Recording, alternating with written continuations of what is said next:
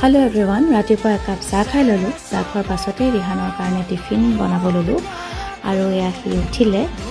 উঠি অহাৰ পাছত সদায় এনেকৈ কিবা কিবি কৰি থাকে, বদমাচি কৰি। আৰু প্লিজ আমাৰ বেক চাইডৰ ৱালখন ইগন'ৰ কৰিব, একেবাৰে গোটেইখন পেইণ্টিং কৰি থোৱা আছে।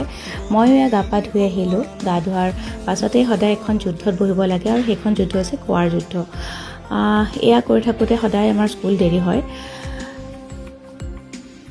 চ' তাক স্কুলত থৈ অহাৰ পাছতে সেয়া ল'লোঁ নৰসিংহ। নৰসিংহ আমাৰ বাৰীতে আছে, সি স্কুল থকাৰ টাইমটোতে বনাই মেলি লওঁ। লগতে একাপ চাহো বনাই ল'লোঁ।